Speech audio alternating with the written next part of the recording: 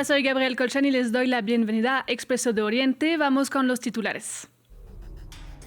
Estancado con Irán, Donald Trump da muestras de querer avanzar en Gaza y anunció un plan para el desarme de Hamas, pero Benjamin Netanyahu por su lado se mueve por prolongar la guerra en el enclave. ¿Qué tan profundas son las diferencias? Lo analizamos. Si bien Hamas anunció la disolución de sus instituciones y aceptó su desarme a condición de que Israel se retire progresivamente del enclave, Israel obstaculiza la aplicación del plan con argumentos que tienen que ver con su seguridad. Revisamos cómo se encuentra actualmente el grupo Hamas. Finalmente iremos hacia el Líbano para conectar con nuestra corresponsal Ethel Bonnet, quien estuvo en el sur del país y nos cuenta por qué el proyecto de zonas piloto tiene un alcance muy limitado. Empezamos en la Franja de Gaza porque 10 meses después del anuncio de Donald Trump sobre su plan de paz para Gaza, el presidente estadounidense, estancado en el conflicto con Irán, volvió a poner en el foco a Gaza y anunció el 30 de julio que la denominada Junta de Paz había alcanzado un acuerdo para el desarme de Hamas. El 31 de julio, el grupo palestino confirmó que aceptaba el plan. La hoja de ruta publicada por la Junta de Paz vinculaba este proceso a la retirada progresiva del ejército israelí de la Franja de Gaza, que controla actualmente alrededor del 70% del enclave. Pero ante las críticas de Israel, la Junta de Paz publicó una nueva declaración en la que precisaba que la retirada de las fuerzas israelíes se llevará a cabo solo después del desarme total de Hamas, lo que deja en vilo una vez más la situación. Al mismo tiempo, Israel intensificó los ataques sobre la Franja de Gaza, matando a al menos 18 personas el domingo 2 de agosto. El gobierno catarí acusó a Israel de intentar desbaratar la implementación del plan. Para analizar este tema nos acompaña Alberto García Watson, ex corresponsal en Líbano y especialista de Medio Oriente. Hola Alberto, ¿qué tan compatibles son los objetivos de Trump y Netanyahu en Gaza? Definitivamente cada uno tiene una agenda propia y las prisas que en este momento tiene Donald Trump son porque se les viene encima las elecciones de medio término en apenas 4 meses. Entonces él tiene que presentar algo al electorado que realmente salve los platos de una gestión nefasta en los 2 últimos años. Y él cree que puede todavía salvar este acuerdo ratificado en Egipto hace 10 meses, este Consejo por la Paz en Gaza, que aún no ha visto resultados tangibles que puedan demostrar que este Consejo de Paz ha tenido algún tipo de éxito. Y claro, tenemos por el otro lado a Benjamin Netanyahu, que definitivamente ha demostrado y ha afirmado reiteradamente que su interés es el de mantener el control sobre la Franja de Gaza y el hecho de que se haya incluso llegado a que jamás anuncie la retirada primero del poder en la Franja de Gaza y posteriormente el desarme gradual en un proceso gradual, realmente sería una gran victoria para todos, pero definitivamente para Benjamin Netanyahu, que no lo ve con buenos ojos, porque quiere mantener ese control, porque quiere expulsar a la población árabe, porque desde un principio esto se ha tratado de una limpieza étnica para crear un nuevo asentamiento en la Franja de Gaza y por lo tanto es completamente incompatible los intereses que Benjamin Netanyahu y Donald Trump tienen en este momento. Pero precisamente un acuerdo que permita el desarme de Hamas no tendría el apoyo de la población israelí. Lo cierto es que más de la mitad de la población israelí, en encuestas realizadas hace unos meses, han confirmado que la mayoría de los israelíes quieren que se perpetúe el genocidio y la limpieza étnica en la Franja de Gaza. Por lo tanto, el llegar a un acuerdo, llegar a la paz, no es realmente lo que podría concitar la simpatía del electorado israelí para con Benjamín Netanyahu. Por lo tanto, Hemos visto en la historia reciente de los diferentes primeros ministros israelíes que cada vez que han tenido una crisis de gobierno han recurrido a bombardear y a masacrar a la población en la Franja de Gaza.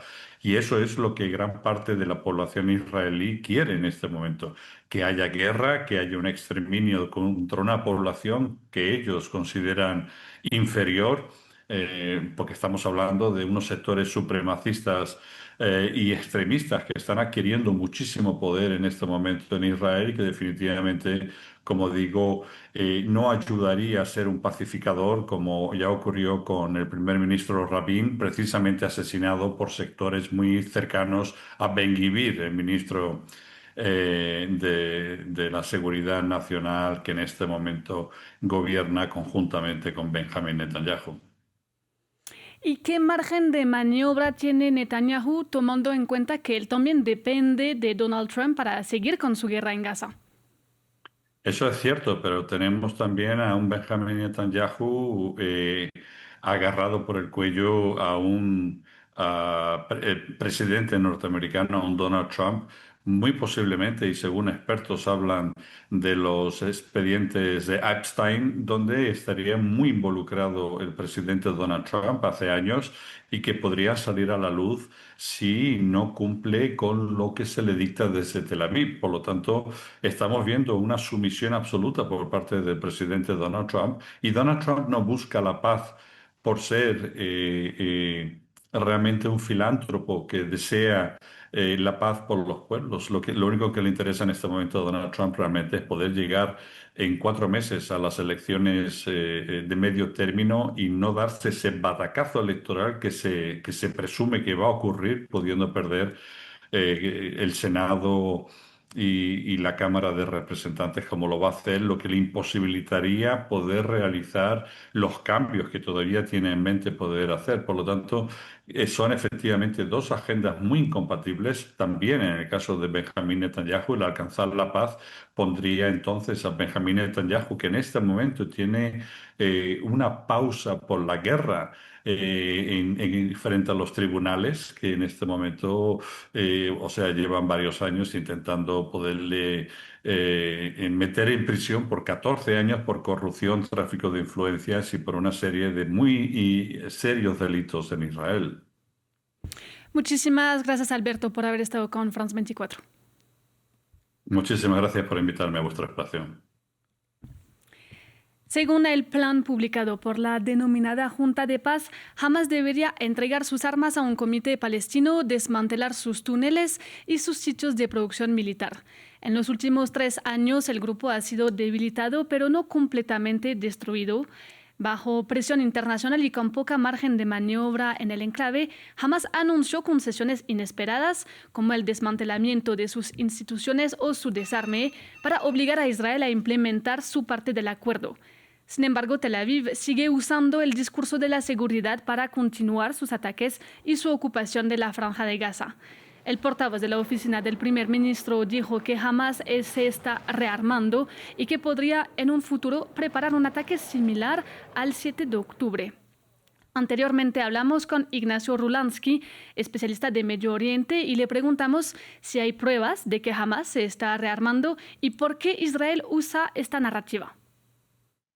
Bueno, la huella del 7 de octubre está todavía muy viva y nos encontramos en un contexto en el cual efectivamente jamás no ha, eh, no ha llevado a cabo ese desarme que tanto se ha pregonado y por el cual tanto se ha insistido desde que empezó la guerra a fines de 2023 y en adelante. Jamás fue reclutando nuevos cuadros, nuevos combatientes, incorporando, reconstruyendo capacidades destruidas en el curso de los enfrentamientos. Desde que se acordó en octubre pasado el cese al fuego y la institución del Board of Peace, también se ha continuado con ese reclutamiento. Entonces, bueno, esta oposición por parte del gobierno israelí y de autoridades militares tiene que ver con reparos que son atendibles en términos securitarios en general, porque hace a las expectativas, a las inquietudes de la población que representan. Al mismo tiempo, también estamos en un año electoral para Israel. Entonces hay que entender que, no es un factor menor cómo puede pesar en el electorado este tipo de anuncio. Y vamos ahora al Líbano, porque mientras continúan los ciclos de negociaciones entre Tel Aviv y Beirut con la mediación de Estados Unidos, Israel aún bombardea el sur del país, haciendo inviable el regreso de sus habitantes. Esto cuando se supone debe extenderse el proyecto de las zonas piloto, territorios de los que Israel se debe retirar para dejar el control al ejército libanés. Conectamos con nuestra corresponsal Etel Bonet, que estuvo en una de estas zonas piloto. Hola Etel, cuéntanos qué has visto en el terreno y qué te ha contado la gente ahí. Saludos, Gabriel. Sí, estuvimos en Ceuta al-Garbella, un pueblo que ha quedado completamente devastado. Hay calles donde prácticamente no queda ni una sola casa en pie. Muchas familias han podido volver por primera vez desde el alto el fuego, pero volver no significa poder quedarse. No hay agua corriente, no hay electricidad y casi todos los servicios básicos han desaparecido. Lo que vimos fue a gente entrando en sus casas derruidas para intentar recuperar fotografías, documentos o cualquier objeto que hubiera sobrevivido. Recuerdo especialmente a una mujer que nos decía que sabía que su casa había sido bombardeada, pero no fue hasta que volvió y vio lo que quedaba de ella cuando entendió que ya no tenía hogar al que regresar. Y todo esto ocurre mientras, apenas unos kilómetros, Israel sigue manteniendo posiciones en Ceuta al-Sharqeya, la localidad vecina. Esa sensación de incertidumbre se repetía una y otra vez. La guerra ha terminado sobre el papel, pero allí la destrucción sigue marcando el día a día y la reconstrucción todavía parece muy lejana. Etel, entonces, ¿cómo entender lo que está ocurriendo con este proceso de negociaciones entre Líbano e Israel? Pues bien, las zonas piloto forman parte de un acuerdo impulsado por Estados Unidos para intentar que el ejército libanés vaya desplegándose en el sur y que poco a poco Israel se retire. Pero sobre el terreno la realidad es mucho más compleja. En realidad, en las zonas que visitamos, Israel nunca había mantenido una presencia permanente, así que hablar de retirada pues es bastante relativo. Hezbollah también mantiene una presencia discreta, principalmente con su red de ambulancias que sigue operando en esa zona. Y aunque haya un alto el fuego, la sensación es que la seguridad todavía no ha vuelto. Y mientras estábamos allí grabando, apareció un dron israelí sobrevolando la zona durante varios minutos. Todo el mundo levantó la vista porque sabían que esos drones están prácticamente cada día. Precisamente esta semana las negociaciones continúan en Roma, donde Estados Unidos intenta impulsar este mismo modelo para extenderlo a otras localidades del sur. Pero muchos libaneses lo miran con bastante escepticismo porque la realidad sobre el terreno sigue siendo muy distinta a los anuncios políticos. Muchísimas gracias, Etel, y llegamos así al final de esta edición de Expreso de Oriente. Muchas gracias por acompañarnos y sigan con nosotros.